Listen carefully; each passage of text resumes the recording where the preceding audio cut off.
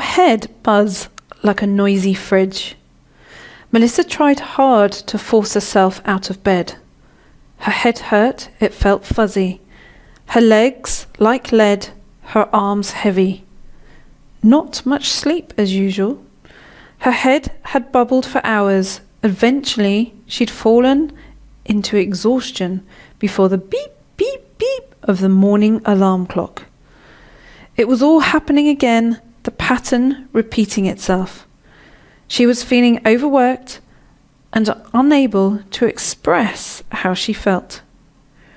Crawling into the shower, her body felt breathless. "What's wrong with me?" she muttered. After a few minutes, she'd pulled herself together, tucked the exhaustion to one side. Showering, she stepped into her day. Many of us limp through life exhausted, surviving rather than thriving. We put it down to a busy lifestyle, eating irregularly, and too much to do. We all know the shoulds of life. We should be eating healthy food. We should be exercising more. What if, though, we can't follow through on the shoulds for an unexplained reason, a reason that we've missed?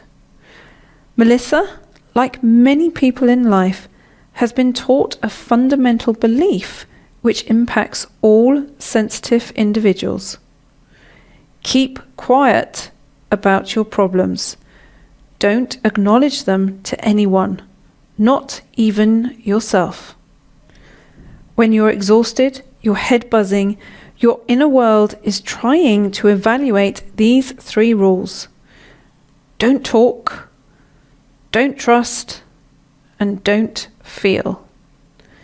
In other words, keep your business quiet. Don't talk. Melissa had been told early in life to keep quiet, to always answer, "I'm fine." It was indeed impolite to trouble people with your woes and worries. It was certainly impolite to mention her father's excessive drinking. The trouble is, when we're trained from early life to keep quiet about our life, to never divulge any weakness, to keep it in the family, we're training ourselves to carry a burden that subconsciously impacts our life forevermore. We carry that unconscious bruising into our adult years. We create a pressure cooker of self-doubt, of keeping things in. This somehow gives others permission to dispose of their energetic waste at our door.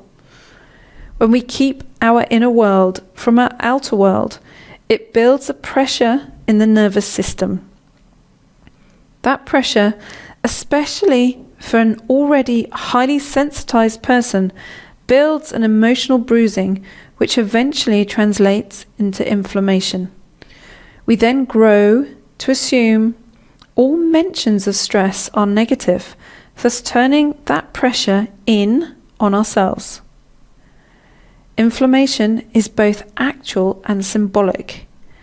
When we hurt ourselves, the site of that wound swells, it bruises, it shows it's in pain. Generally, inflammation is a good thing. It's associated with an evolutionary advantage. A good swelling response is thought to be a sign of a great functioning immune system, a sign of health and therefore reproduction. The body brings about inflammation through the release of chemicals that summon immune cells to the sites of trouble. What happens though if we've become immune to long-term stress? Our body doesn't respond to the inflammation. The bruising is permanent. The inflammation isn't switched off when the activity is over. The inflammation becomes chronic and widespread. A low-grade inflammation, a smouldering fire in our cells. The body overreacts to minor threats. If you've ever wondered why you're jumpy, hypervigilant, and ready for action at the flick of a switch, a great problem solver, a highly instinctual workaholic, then look to your foundational experience around managing family dramas. So, is the answer to overshare? Certainly not.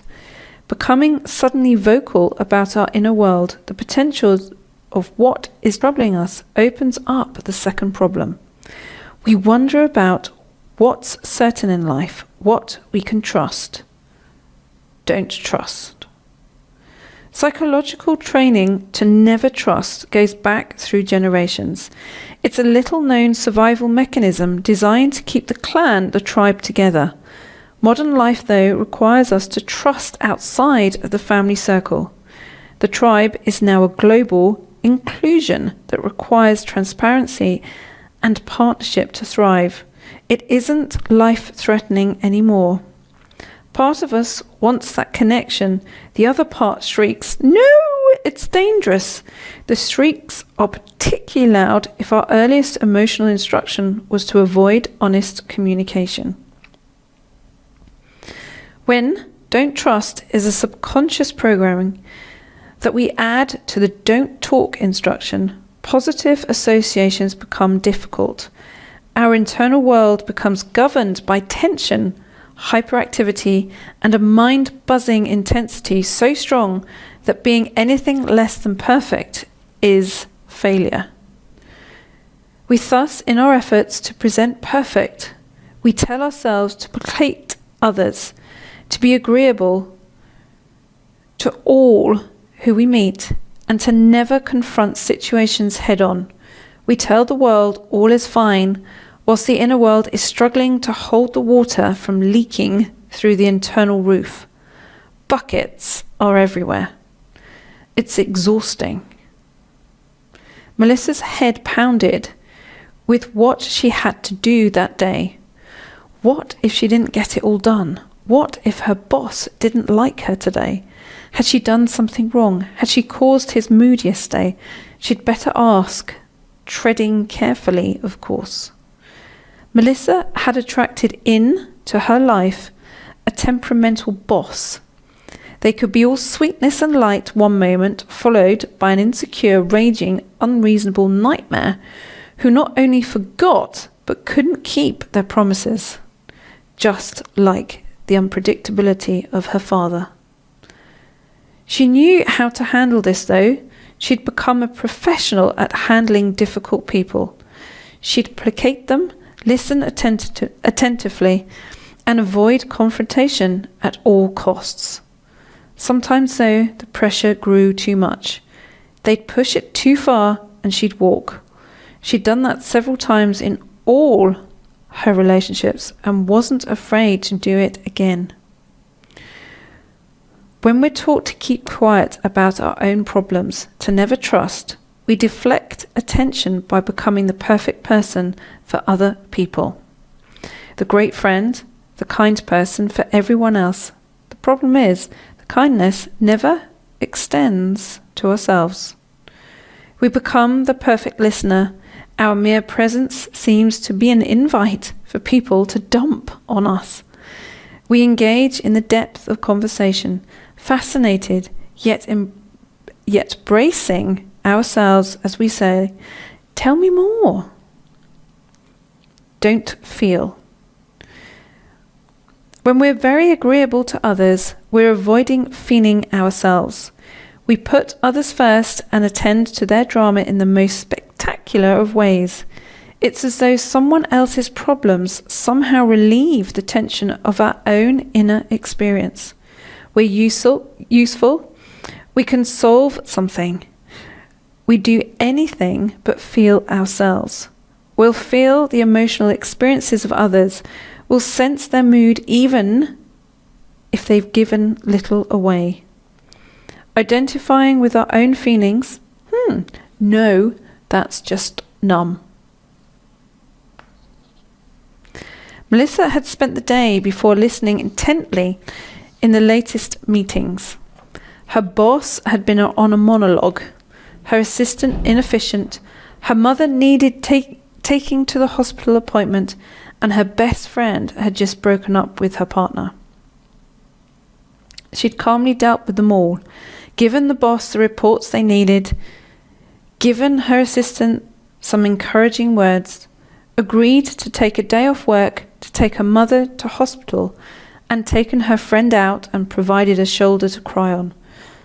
She'd come home feeling proud of herself. She'd done her good deeds for the day. The tension release a sensitive person feels when helping another is huge. We forget, though, about us, our own inner world.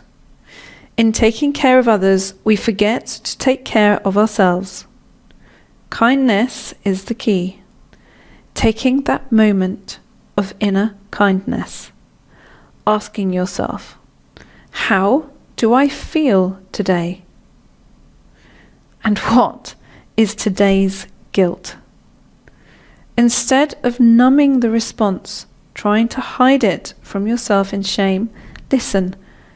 Properly listen to the answer.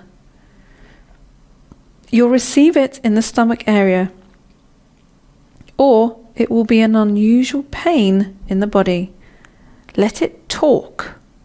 That's kindness. Self-kindness, though, opens a new problem. How much am I allowed? Do I deserve extended periods of self-kindness?